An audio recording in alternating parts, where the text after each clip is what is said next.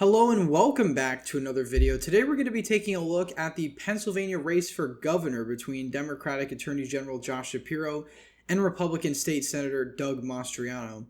Now this race is perhaps one of the most important governor's races in the entire country, not just because it sets policy in an important swing state like Pennsylvania, but it also has 2024 implications because the governor of Pennsylvania gets to appoint the Secretary of State, which ultimately runs the elections in the state. So really, it is one of the most important races in the entire country. So of course, we're going to be taking a look at the polling. We're going to take a look at Governor Wolf's approval rating, and then take a look at some past Pennsylvania elections to ultimately determine what a victory from either candidate would look like. But of course, before we begin, if you're new to the channel, please consider subscribing down below and liking this video if you enjoy. Now, we've got 21 days until the midterm elections, so that's 3 weeks. So we still have a lot to cover on this channel. I'm going to try and upload daily, as I've said earlier. If you have any suggestions for races you want me to cover, please comment them down below. I'd be happy to consider them.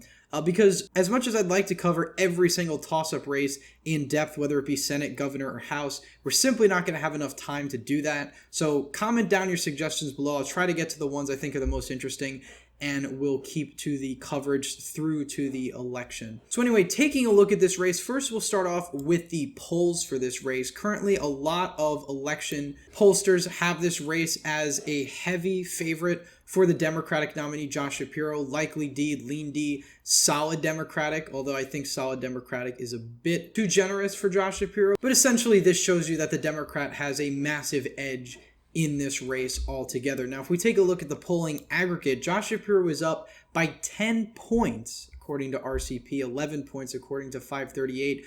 That is a humongous margin in a state that voted for Joe Biden only by 1.2%. And a state, by the way, that views Joe Biden very unfavorably. And in fact, in a number of head-to-head matchups, Donald Trump beats Joe Biden in a head-to-head matchup in Pennsylvania. And yet Josh Shapiro is running away with this race right now, according to the polling. Now, I'll talk about the polling a little bit later on, because I definitely have some disagreements with this average. I certainly don't think that Josh Shapiro is going to win by 10 points. I would be extremely surprised if the margin was that lopsided. But taking a look at some of the early polls, early on, I had Josh Shapiro losing this race narrowly to Doug Mastriano because the polls were so close. And early polls in Pennsylvania tend to favor Democrats very heavily. This is one example where that wasn't the case, where the early polls actually were much better for Doug Mastriano, and the more voters learned about Doug Mastriano, the less inclined they were to support him, to ultimately today, where even Trafalgar, which is a very right-leaning poll, can only give Doug Mastriano 44% of the vote. That's a 9-point deficit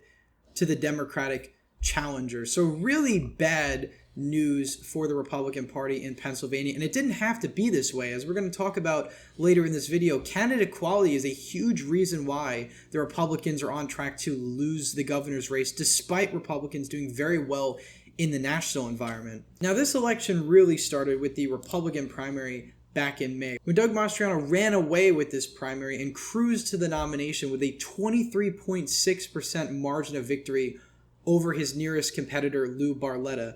Now, it's interesting, if you add up the votes from Lou Barletta, Bill McSwain, and Dave White, they narrowly beat Doug Mastriano, and Doug Mastriano failed to get a majority of the vote, which means the majority of Republicans in Pennsylvania chose somebody else. But obviously, there's no ranked choice voting in the state of Pennsylvania. There's no runoff system in the primary, so Doug Mastriano ran away with this primary. And the reason was because he appealed to the most fringe and enthusiastic portion of the Republican base. This is mainly due to the fact that he was one of the most outspoken Republicans in the state against the COVID lockdowns and mandates done by Governor Wolf in Pennsylvania. And he also was a prominent figure in the post-2020 election drama. So he's built up a lot of name recognition among the Republican base because of him being this sort of outspoken firebrand in the Republican Party. Now, this primary was incredibly geographic. You know, Lou Barletta ran up the margins in his home area, northeastern Pennsylvania's home county of Luzerne. He won by almost 50 percentage points. And yet in the rest of the state, outside of the Philadelphia metro area, Doug Mastriano dominates in all of these counties, even more urban counties like Allegheny County, really just running away with it in the rest of the state. Even in some parts of northeastern Pennsylvania, like Monroe County, he narrowly wins. Pike County wins by a large margin. Northampton, Lehigh, etc. He's winning in areas, Bucks, Montgomery, Philadelphia proper. He's winning in areas you'd never expect because of the vote split you have with these other candidates. And I think the Pennsylvania GOP did themselves a real disservice by not endorsing a candidate early on that wasn't Doug Mastriano, because it's clear that Doug Mastriano was a very poor choice for the Republican Party objectively. Any one of these other candidates, I could guarantee you, would be running a lot more competitive to Josh Shapiro, because Josh Shapiro is not essentially a strong candidate. He's just not Doug Mastriano. And that's one of the reasons why he's doing so well in this race thus far. Now, this was a race that the Republican Party should have been running away with. Governor Tom Wolf went from being one of the most popular governors in the country to one of the least popular governors. In fact, he's in the bottom 5 now. His approval rating is +1 above water, a far cry from where it was just a couple of years ago, where Tom Wolf was riding high on pretty decent approval ratings and ultimately won a landslide re-election back in 2018, again against a really poor Republican nominee, and of course during a blue wave year. But this performance can mainly be credited to how popular he was as a governor, and now that's not the case. But because the Pennsylvania GOP couldn't get behind somebody more electable, somebody more palatable to a general election audience, it looks like the Democrats are going to win the governor's mansion for at least another 4 years, possibly 8, if Josh Shapiro remains popular in office. So really a very avoidable situation for the Republican Party.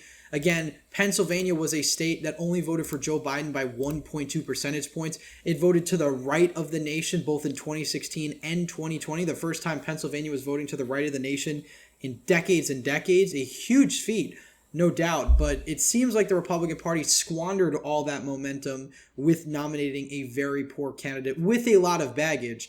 Now, Mastriano, to his credit, hasn't given up in this race. He's been campaigning all over the state. He's been doing bus tours, stopping in all counties across the state of Pennsylvania. But that doesn't really help him when the airwaves are dominated by Josh Shapiro. Josh Shapiro has outraised him, 30, 40 to 1 even. Josh Shapiro has $48 million. Doug Mastriano, I think, in total, throughout his entire campaign, has only raised about $3 million.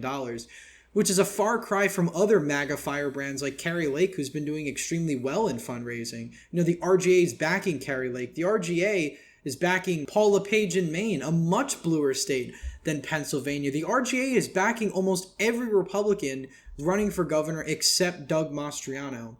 And if we take a look at Doug Mastriano's endorsement list, a lot of Republicans, or Josh Shapiro's endorsement list rather, a lot of former and current Republicans have endorsed him because they couldn't bring themselves to endorse Doug Mastriano. He's a incredibly polarizing candidate. He's a far-right candidate with a lot of baggage, and that's one of the reasons why this race is so lopsided. Now, I'm not saying a Mastriano win is impossible, although I think it's highly, highly unlikely. I think Josh Shapiro is an incredibly high favorite to win this race, no doubt. But if Doug Mastriano were to win this race, it would indicate an incredibly massive wave for the Republican Party, and his win coalition would probably look extremely similar to Donald Trump's. Now, Mastriano has been compared to Donald Trump a lot throughout this cycle. Many people have argued that, Donald Trump was down in every single poll in Pennsylvania, so Doug Mastriano, will replicate a similar victory in 2022, narrowly defeating Josh Shapiro despite all the odds. And I pushed back on that very heavily because, one, Trump was incredibly well-funded back in 2016. He's much more charismatic. He has a much more solid base of support. Doug Mastriano's support really only lies in the fringes of the Republican Party, and the rest of his supporters are really just partisan Republicans that'll vote Republican no matter what. And, Donald Trump had a lot more redeeming qualities in the eyes of the general electorate. And while Doug Mastriano has tried to pivot throughout this governor's race, I don't think it's going to work for him. Josh Shapiro has dominated the airwaves since this election began and has been able to define Mastriano as an extremist, somebody who's way too far right for the state of Pennsylvania. And that's the take you're probably going to get from the average voter in Pennsylvania who doesn't go on social media very much. Because Doug Mastriano's presence is really only on social media. He has barely any presence on the airwaves in Pennsylvania. He just started airing ads a few weeks ago, but I think it's way too little, way too late, because again, Josh Shapiro has set the narrative for this entire election cycle. Doug Mastriano has not been able to correct the record in his eyes. He can't try to convince the rest of Pennsylvanians that he's not this moderate extremist that Josh Shapiro paints him as. And, simply put, there's really no path to victory when you don't have control of the airwaves, when you don't have that institutional backing that other Republicans like Dr. Oz have in Pennsylvania. So that's really the state of this race right now. And, Josh Shapiro is somebody who outran Joe Biden in 2020, mainly because he did better in these rural parts of Pennsylvania. It was not that he did better in the suburban Philadelphia area. He did worse than Biden in those counties. He did better in the rest of the state, particularly western and northeastern Pennsylvania. He won Luzerne County in 2020, which was a county that Donald Trump won by a safe margin, by over 14 points. Josh Shapiro won that county. He was very popular with ancestral Trump Democrats. And in 2022, he's likely to overperform Joe Biden in every single county in the state of Pennsylvania, even the rural ones. And I know a lot of people have cited Doug Mastriano's rural enthusiasm, but there are still moderate voters in rural Pennsylvania, and I don't think it's going to be enough for him. Even if Doug Mastriano overperforms Trump in the rurals, I think he will underperform Trump in suburban Philadelphia, northeastern Pennsylvania, and ultimately he will lose the election as a result. So my final verdict on this race is Josh Shapiro winning from anywhere from 3 to 5 percentage points. That's obviously not what some people in my audience wanted to hear, but given the facts of this race and given the polling that we're seeing, the dynamics at play, the massive fundraising gap, it's very clear that Josh Shapiro is a heavy favorite, if not a shoo-in, to win the governorship in Pennsylvania. And though I think the polls are going to be very far off this election cycle, I don't think Josh Shapiro is going to win by 10. He's likely to win by, as I mentioned, anywhere from 3 to 5. It still goes to show you that even despite that, it's still not going to be enough for Doug Mastriano to pull out a win in Pennsylvania. Doug Mastriano would need a total collapse of his opponent's campaign, an economic recession, just the perfect storm in order to pull out this race. And I don't think it's going to happen. And on a side note, what I do think is quite interesting is that the state of Pennsylvania, the RCP average in the Pennsylvania governor's race is more Democratic leaning than the RCP average in New York. So I'm actually going to make a video on New York tomorrow because a lot of interesting developments have happened in the New York governor's race. And I made a video on it recently, but I do have to update it somewhat because the race has tightened quite significantly.